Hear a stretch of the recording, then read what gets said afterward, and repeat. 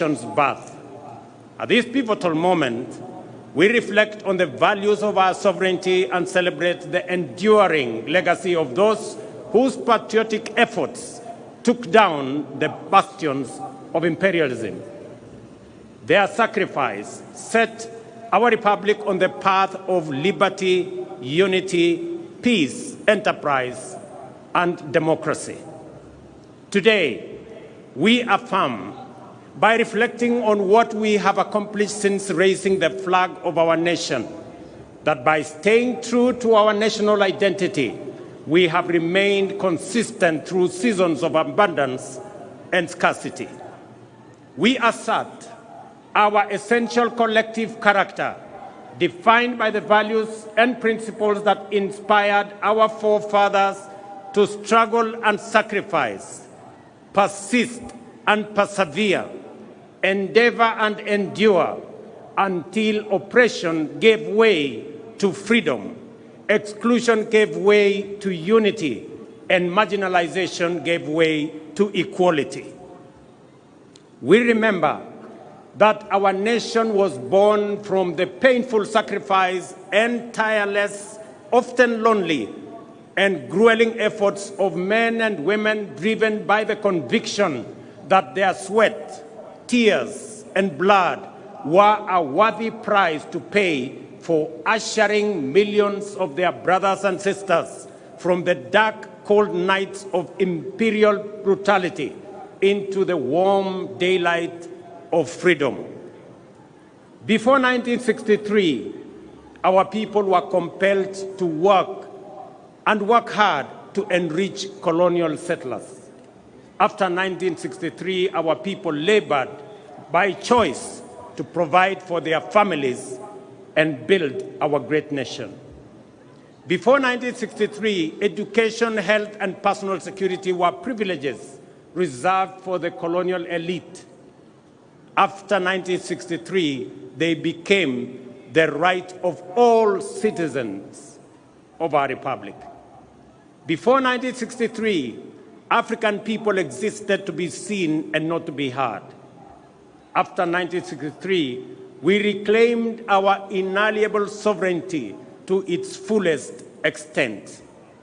The year 1963, therefore, marked Kenya's profound moment of historical change, yet it also represents an equally fundamental moment of essential and defining continuity.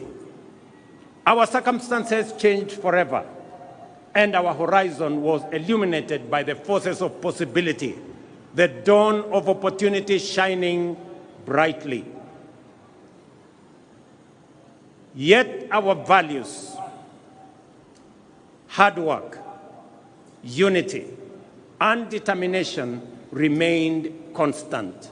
We applied these same principles to build our nation after we liberated it. There is an important point worth emphasizing. In our time, our generation must never focus so much on the present that we forget where we were only 6 decades ago. We must not ignore the fact that our freedom, democracy, and development were achieved through the contributions of millions of determined patriots, nor should we underestimate the time and patience it took for them and for these small progressive efforts to accumulate into an unstoppable momentum towards freedom and nation building. It may have been easy to despise individual freedom fighters as they ventured into a forest of uncertainty and to underestimate their ambition to free Kenya from colonialism. Yet, that is precisely how we gained our independence. Courage and hard work, determination and patience, and the confidence that we are not alone are always what it takes to make meaningful strides as a nation. Today, I want to encourage my fellow countrymen to keep this perspective in mind. As we aspire for more and better, We must not give way to despair, pessimism, or skepticism when faced with challenges, but instead forge our path forward with courage, hope, determination, and ambition. I declare my unswerving faith in the ability of our people to interrogate policies and hold the government to account. This is the essence of democratic freedom, a civic duty for citizens, a responsibility for leaders, and a necessary imperative for our success and progress. We have experienced a particularly challenging time as a people, largely owing to dynamics beyond our control, resulting in high cost of living, greater difficulty in finding employment, and fewer opportunities for entrepreneurs. Consequently, there was widespread anxiety about the economic stability of our nation, demanding urgent and appropriate interventions and effective solutions. The bottom-up economic transformation agenda was inspired by our determination to confront these fundamental challenges directly and with ambition. Our aim was first to lay the foundation for robust economic activity to generate millions of opportunities at the bottom of the economic ladder each year and drive substantive, inclusive, and sustainable growth. Our key priorities were to reduce the cost of living, stimulate enterprise, boost productivity, create jobs, foster a conducive environment for institutional and infrastructural development, and promote investment in manufacturing, industrialization, and export competitiveness. As a starting point, it was critical for us to tighten our belts and make significant sacrifices to reset our public finances on a sustainable path, enabling intensified investments in the strategic pillars of our plan and the cross-cutting enablers of rapid transformation. I acknowledge, ladies and gentlemen, the work we have done and the milestones achieved in creating the necessary conditions for progress in every value chain that support the pillars of our plan. There is a time to resist and a time to accept, a time to deny and a time to admit, a time to doubt and a time to believe. In the face of undeniable evidence, skepticism must give way to confidence, and we must reject the deceptive embrace of disinformation and fake news. The results and positive impact of our collective pursuit of fundamental economic change can no longer be wished away. Ladies and gentlemen, financial inclusion, for example, is now a reality for millions. The Hustler Fund is marking its second anniversary on a highly successful note, having empowered millions by lending a total of 60 billion Kenya shillings so far, liberating millions from predatory lenders and precarious financial situations, and enabling them to meet their needs, fund their hustles, and build their credit scores. Our ongoing conversation with borrowers focuses on concerns related to short-term duration, modest loan amounts, and the time required to increase borrowing limits. In response to this feedback, the fund has designed a new product, the bridge loan, to help Kenyans with good credit scores to transition from personal loans to enhanced facilities offering larger loan amounts with longer repayment periods. This will enable Kenyans pursue bigger opportunities and better investments.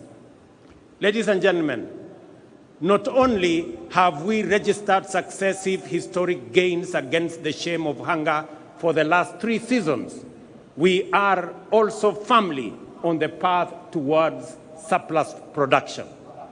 This impressive rise in productivity has multiplied the incomes of farmers in maize, tea, sugar, coffee, and dairy value chains. There is no doubt that this agricultural transformation is the direct result of our strategic decisions to shift public resources from consumption subsidies to support productivity.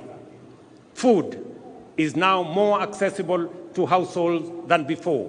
And as I stated in the State of the Nation address, our country now boasts substantial national food stocks: 95 million 50-kilogram bags of maize, 9 million bags of beans, 10 million bags of wheat, and 2 million bags of rice.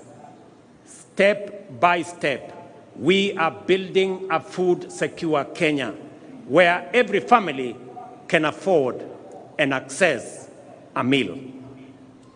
Farmers have brought more land under cultivation and produced more per acre than before, thanks to the timely availability of subsidized inputs and extension services. Agro-industries have more raw materials and value addition is on the rise. The agro-industrial sector is also creating more jobs each year as we gear up to compete in various export markets driven by the expanding intra-African trade, opportunities in the European Union market and United Kingdom markets, and our growing competitiveness in the global marketplace. Ladies and gentlemen, the bottom-up economic transformation agenda prioritizes digital transformation as a cornerstone of inclusive economic growth. This is why we are undertaking an ambitious expansion of our national digital infrastructure by deploying fiber optic network to connect over 74,000 public institutions and establish 25,000 public Wi-Fi hotspots, because digital transformation is a critical enabler in creating opportunities across all sectors. We intend to use this infrastructure to extend internet connectivity to 8.5 million homes and businesses and eliminate the digital divide, which undermines technological inclusivity in homes, schools, villages, and counties. I take this opportunity to affirm the significant progress already made and which is accelerating due to the digitization of government services. Through the e-Citizen portal, we have digitized 20,855 government services, streamlining public service delivery, enhancing transparency and efficiency, eliminating opportunities for corruption, and increasing visibility and mobilization of public revenues.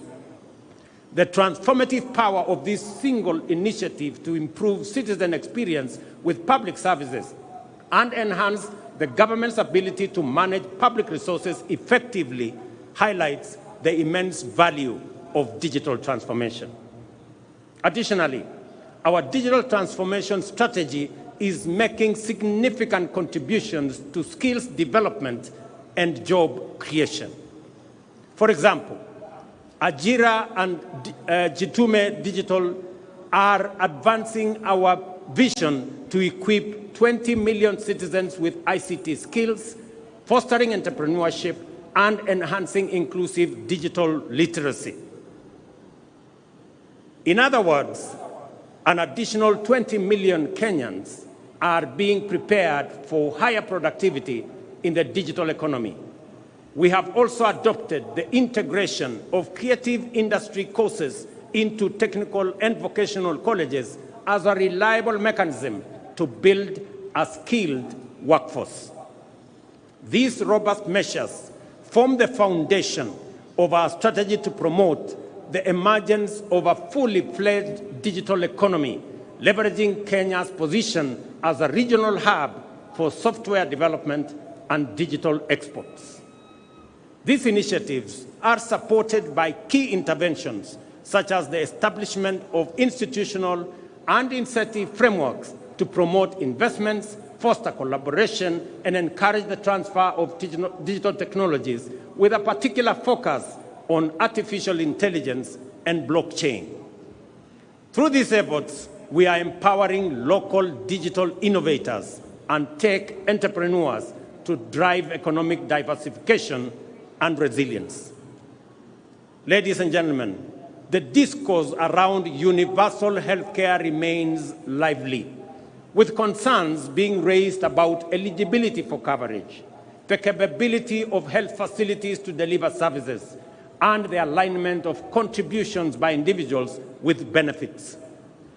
Under Taifa Care, our inclusive, universal, efficient, and transparent healthcare service model, we are implementing a transition on an unprecedented scale.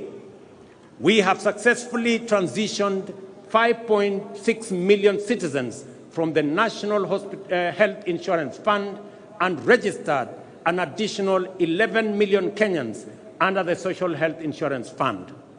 This means that in just 2 months, 11 million Kenyans who previously lacked access to healthcare services are now registered, with the registration process going full steam in every part of Kenya. I commend Kirinyaga, Nyeri, Bomet, Embu, and Lamu, the 5 leading counties so far in Taifa Care registration. At the same time, I encourage the people of Marsabit, Garissa, Mandera, West Pokot, and Turkana, who have the least registered members, to mobilize, register, and take advantage of the benefits of this transformation program. Taifa Care ensures healthcare access for all registered citizens without discrimination of whatever kind. The program has accurately determined the cost of healthcare services and products, ring-fenced resources for equipment and facility improvement, and leveraged digital technology to radically enhance the management, coordination, and delivery of healthcare, promoting efficiency, transparency, inclusivity, and sustainability. No public service delivery project of this scale and ambition has ever been undertaken in the history of our country. We are confident, however, that this will be quickly surpass the 16.5 million citizens so far registered and provide all Kenyans with high-quality health care that is effective, efficient, affordable, and sustainable.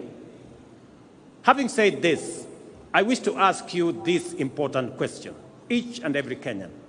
Have you registered? Nyinyi mmejisajili? Mumejiandikisha? Those who have registered often find that many of the issues, concerns, fears, and questions are fully addressed to their satisfaction in the registration process. I therefore encourage every Kenyan to register and enjoy the fundamental constitutional right to health care that is being rolled out. Ladies and gentlemen, after 2.25 years, the decent, durable, dignified, and affordable houses we promised Kenyans are finally here. Since September this year, 1,200 affordable housing units have been completed.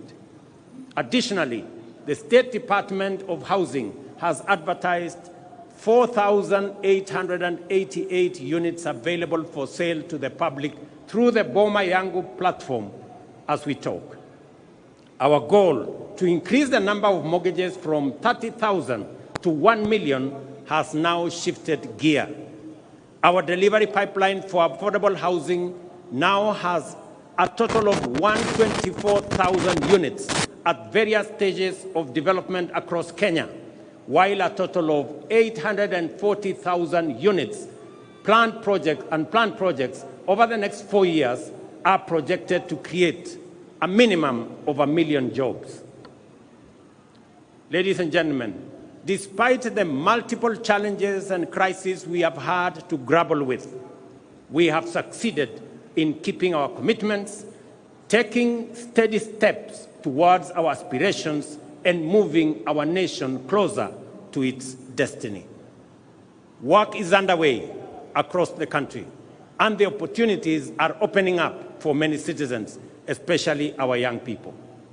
Over the past 2 years, the number of employment opportunities has increased with new jobs for teachers, agricultural sector workers, healthcare professionals, building and construction, seafarers, and outside Kenya under our labor mobility program. The affordable housing strategic pillar of our bottom-up economic transformation agenda has so far created 200,000 jobs and thousands of indirect opportunities across the building and construction value chain. The universal healthcare coverage pillar has engaged 107,000 community health promoters alongside other healthcare professionals employed to support our vision of a functional national healthcare system. In addition, jobs will be created in healthcare innovation, service delivery, and ICT support for digital health system that we have rolled out, unlocking opportunities nationwide. Furthermore, we have recruited 56,000 teachers to address the chronic teacher shortage problem and move the national teacher-to-student ratio closer to the United Nations recommendation of 1 teacher for every 40 learners. This December, we are hiring an additional 20,000 teachers, while our rejuvenated micro, small, and medium enterprise sector has generated 840,000 jobs this year. To address the urgent need to create opportunities for the hundreds of thousands of young men and women entering the labor market annually, we have expanded the employment opportunity spectrum and implemented strategies to secure jobs abroad to facilitate mobility and placement of suitably qualified Kenyans. Since September 2022, more than 243,000 Kenyans have secured international job opportunities in healthcare, in agriculture, and construction sectors, among other sectors. In the last 2 months alone, 12,000 have secured jobs abroad. So far, we have completed bilateral labor frameworks with 7 countries, while agreements with 2 more countries are awaiting signature. Additionally, agreements with 13 other countries are at various stages of negotiations, and we project to connect up to 2 million Kenyans with jobs abroad once this exercise is completed. Our digital superhighway and creative economy program, which involves laying 100,000 kilometers of last-mile fiber optic infrastructure and establishing digital hubs nationwide, is designed to create digital jobs at the grassroots. To date, 690,000 citizens have been trained in digital skills through the Ajira and Jitume programs in various learning institutions, including TVETs and constituency innovation hubs, out of which 180,000 young people have already been linked to online job opportunities, well on track to creating 1 million jobs through this program. Our special economic zones and export processing areas are boosting investment, manufacturing, exports, creating jobs, and increasing national wealth. In the past 2 years, we have licensed over 80 companies within these zones, creating 14,000 jobs. The 6 export processing zone flagship projects in Busia, Kirinyaga, Murang'a, Eldoret, Kwale, and Nakuru are now being developed are set to generate another 30,000 more jobs.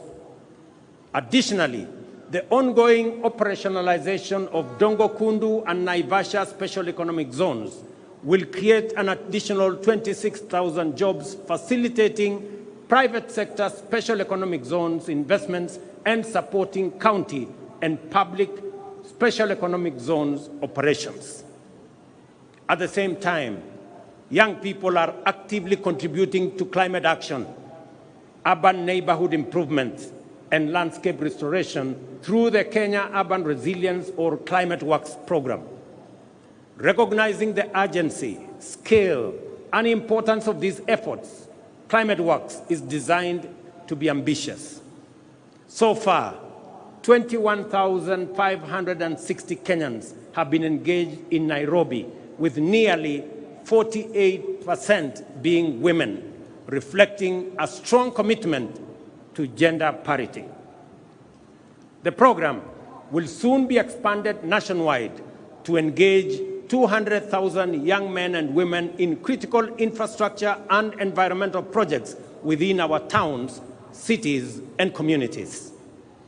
This initiative not only offers opportunities, but also empowers young people to strengthen the foundations of urban living and tackle climate change. We are also investing in local content creation to enhance the quality and competitiveness of Kenyan creative products for export, while facilitating the development of digital platforms to contribute and to distribute Kenyan creativity to global audiences.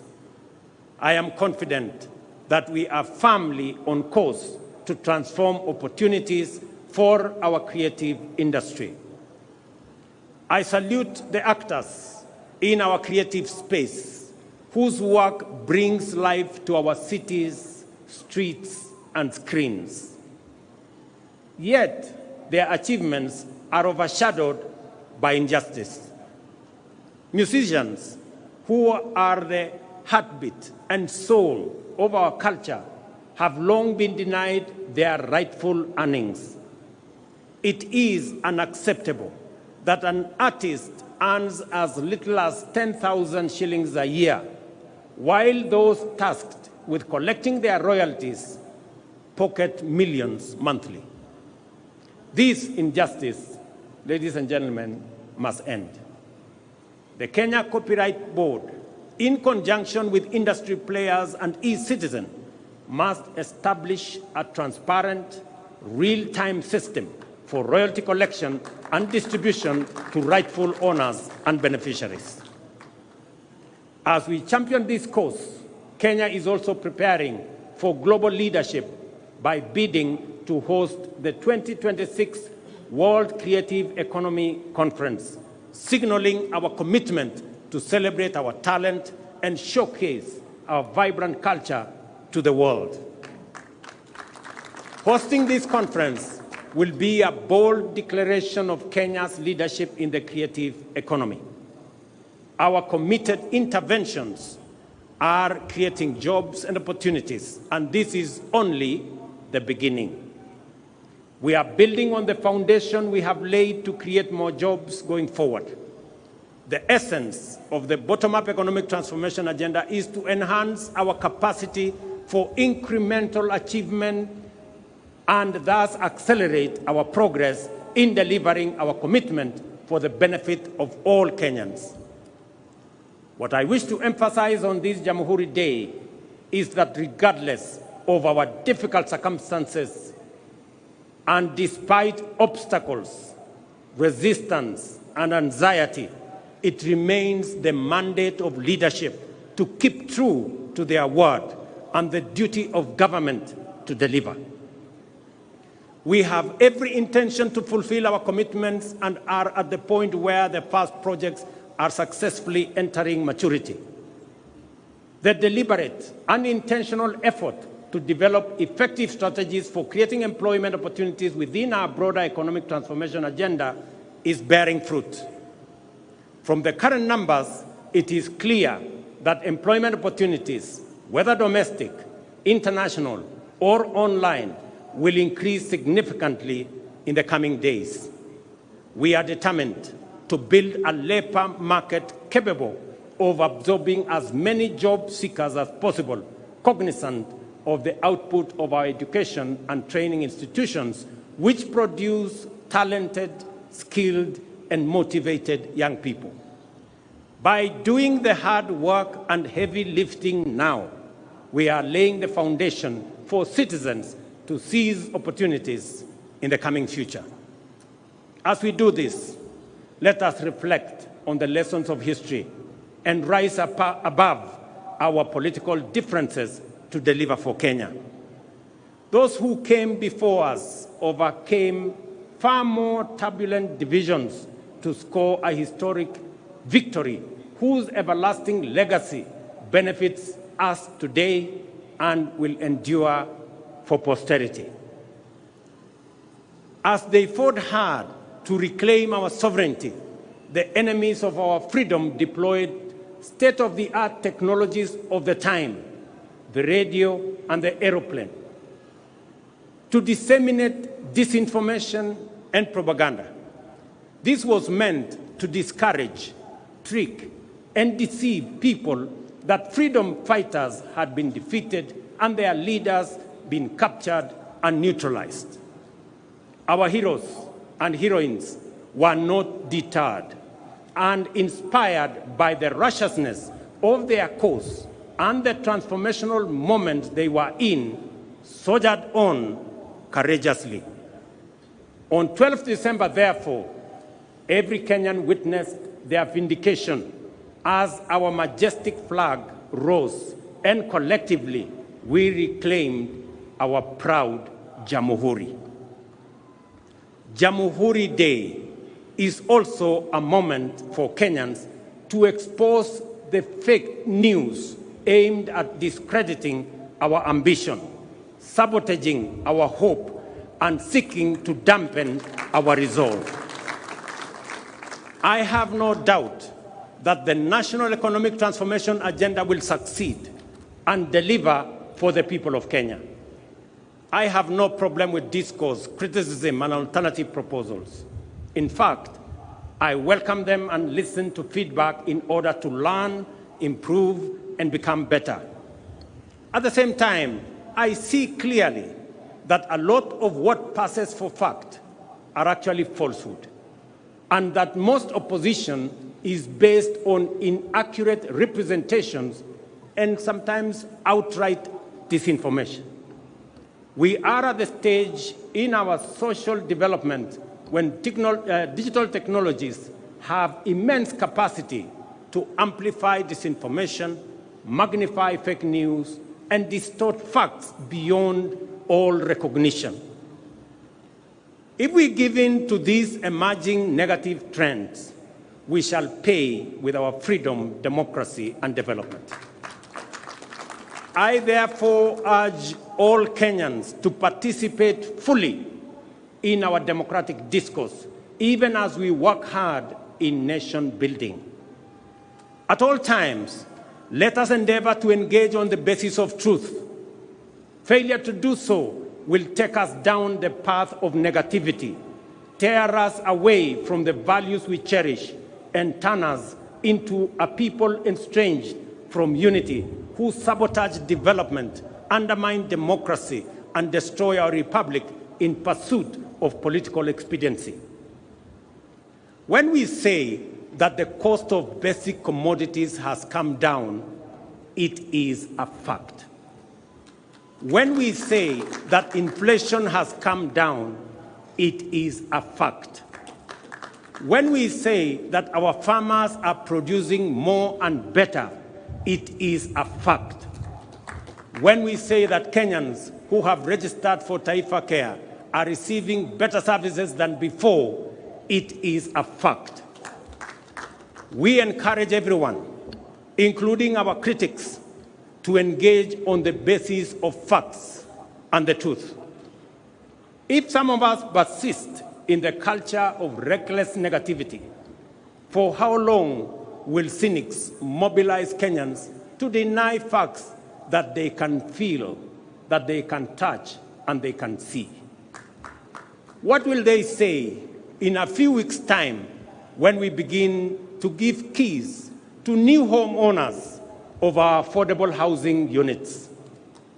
What will they say at the thousands of plumbers, electricians, teachers, health workers, building and construction workers, digital workers, and many more who are already at work, including the 300 young men and women who yesterday were flagged off by my deputy to go and work abroad joining thousands who are already abroad. Ladies and gentlemen, I am confident in the future of our nation and the capacity of our national transformation agenda to deliver, because I appreciate the strategies we have put in place, the work underway, and the commitment of our people and their motivation to make their contribution. I count myself as one of the many millions of Kenyans who want the best for our nation and all its people, and are committed to putting in the effort required to make our dreams come true. We are driven by strong hope and unwavering optimism, as well as unfailing desire to reach for a better tomorrow. It is confidence based on understanding, hope built on truth, and optimism that stands on the firm foundation of facts. We must do all we can to maintain the essential character of our republic as an open and free democratic society. This implies that we must also do all we can to ensure that our political competition and rivalry never degenerates into contest to assault democracy, oppose development, and demoralize the people. We must remember that whatever else sets us apart, we are united by a desire to achieve the best for Kenya and its people. With this in mind, we must promote inclusion and broaden our platform for collective engagement to allow articulation our ability to create positive change individually, our ability to create positive change individually, and all of us collectively. Over time, we have made gradual and steady changes to many of the economic development strategies in order to take on board feedback from the people. In fact, the bottom-up economic transformation agenda has inbuilt mechanisms to improve on the basis of this feedback, because we recognize that as leaders, every day of work is a day of learning from the people, and that every good idea must always give way to a better one. Listening, therefore, is a primary component of effective leadership, and national transformation is a collective enterprise of all citizens. I am grateful to distinguished patriots who have demonstrated outstanding leadership across the political aisle for the spirit of goodwill in which we have engaged to address critical national issues, including resolving the inclusivity challenge by formulating the broad-based government. I also appreciate the good wishes, encouragement, and support from leaders with whom I continue to discuss matters of importance to our nation. I am persuaded that together we can achieve much more and much sooner for Kenya, and that the future of our dreams is now within sight. I readily concede that we are yet to reach the destination of our aspirations because we have not yet delivered fully on our commitments. But having said that, it is also a fact that we are no longer where we were a year, let alone 2 years ago. We have moved beyond pledges and commitments and are now making progress in our implementation strategies. There is now sufficient evidence of undeniable character that together the people of Kenya are hard at work to achieve their shared vision of a nation transformed. Our ability to feed the people and to keep them healthy, to empower them and connect them to opportunities, to keep them safe and protect their freedom is improving by leaps and bounds. When we all unite, inspired by a shared aspiration to undertake national building, we shall make our nation great, and our collective legacy will inspire present and future generations. Ndugu wa Kenya, wacha nimalizie kwa kuwauliza, mumesikia yale mambo tunafanya kuhusiana na mambo ya afya. Na wauliza wazazi wote, pale Januari watoto wetu wakirudi shuleni, sasa Taifa Care inataka kila mtoto wa Kenya awe na bima ya afya. Wakati wazazi mtarudisha watoto wenu shuleni, tunataka kila mzazi aandamane na mtoto wake, ndio tuweze kusajili watoto wote wa Kenya, ili watoto wote wa Kenya tuwapangie mambo yao ya afya. Vile nimesema, tutazidi na kujenga daraja ya umoja na ushirikiano kati ya Wakenya wote kutoka sehemu zote, dini zote, vyama zote. Tuungane ndio tuweze kushughulikia mahitaji na mipango na maendeleo ya taifa letu la Kenya. Ndugu wa Kenya, nawatakia Krismasi njema na mwaka wenye mafanikio makubwa sana wa 2025. God bless you all. God bless our great country Kenya. Asanteni sana. Asante sana Mheshimiwa Rais. Niombe kwa heshima sote tuweze kusimama kwa wimbo wa taifa.